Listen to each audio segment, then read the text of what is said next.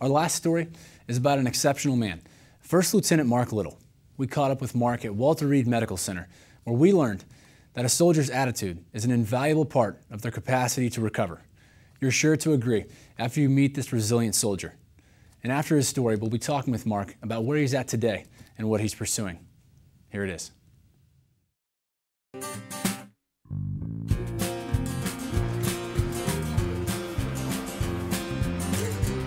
There have been times that I have forgotten that I have fake legs. So it's no Tour de France, but you know, it's good exercise. Now, one of the main reasons I am so happy they finally got these spinners in is because I've been wanting to go biking for quite some time. And later on this week, maybe next week, I get legs specifically designed for me to do biking more comfortably. So I was a platoon leader in Iraq, just south of Baghdad, in care of about anywhere between 40 and 50 soldiers at any given time.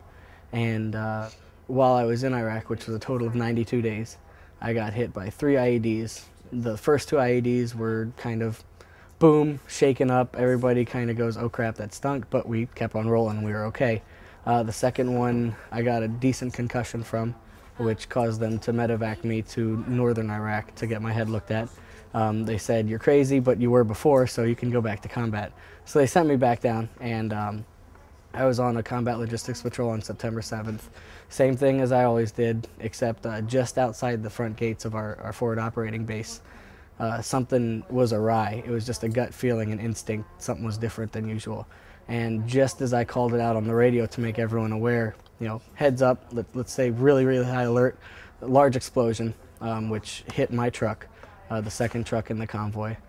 And everybody kind of went, oh gosh, here we go again. Immediately though, I had recognized that my legs were gone, done for.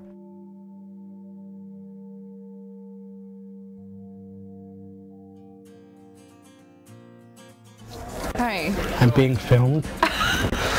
What do you want me to do today?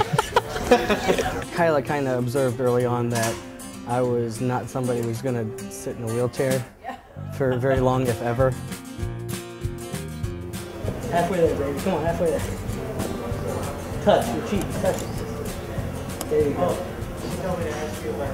I only counted 4 there. It's supposed to be fun. I've been told by the pros here, the physical therapists, the prostheticians, that you know I moved at a quick pace, and I attribute that 100% to 3 things: to my support here, as I said, the physical therapist, the prosthetist, the medical staff. The second is to my support from my friends and family. But really, I think it all comes down to who you were before you got injured. You lost 2 legs, and here he is still walking around like nothing's wrong. That's balls to me.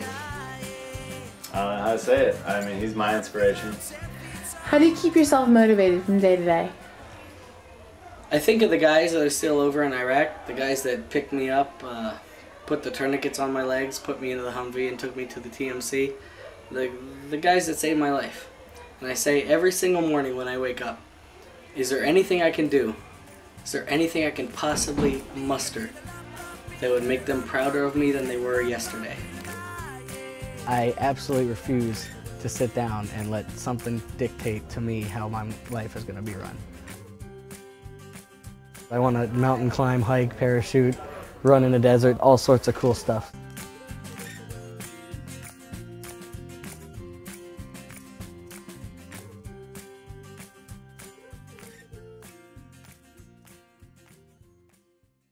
With us now is our guest from that last story, Army First Lieutenant Mark Little. Sir, welcome to In Their Boots, and thanks for being a part of the show. Oh, thank you for having me. It's my pleasure. Your physical therapy, talk about that, Mark. How's it going? To tell you the truth, I've gotten to the point right now where I've peaked. I've completed running and can do everything on my own. And just recently, this past week, actually, was told that I'm good to be pushed out of the system. I don't need any more technical rehab. So they're done with you?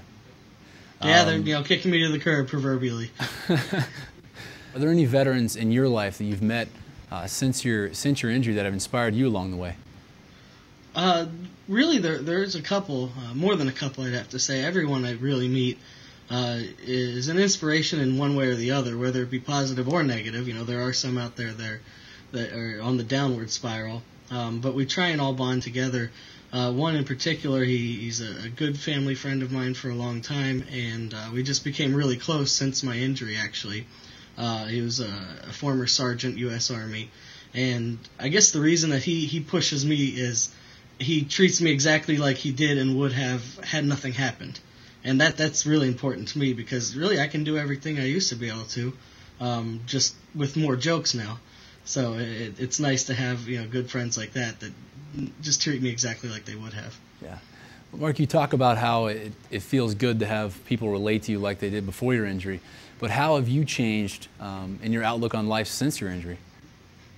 I'm actually going to use a line that my roommate and very good friend John told me just 2 weeks ago. That people ask him, has your buddy Mark, you know, changed at all since he got back and everything that happened to him? And he said, yeah, he's an inch taller and a whole lot funnier. I don't know if I agree with the second part. I was always funny as heck, but the inch taller, yeah, that changed. But otherwise, really, you know, I'm exactly like I was, and that's what I would hope would have happened. And I'm glad to know that everybody else feels the same way. Mark, how is it that you keep your spirits up and such a positive attitude? I think, and I've said this before, the way that you react after something like this happens is based 100% on how you were, the type of person you were beforehand. And I was always a chipper, uplifting, sarcastic humor pot, if you will. And that's just, you know, there's nothing worth crying over. For any extended period of time, at least. And being sad doesn't change the fact that I have no legs, so why not be happy? That's pretty much all I see it. Well, thank you, Mark. I think everyone here appreciates your tenacity and your will to move on. Great inspiration. And happy Veterans Day, Mark. Enjoy the rest of it. Thanks a lot, brother. Same to you. Hoorah. Hoorah.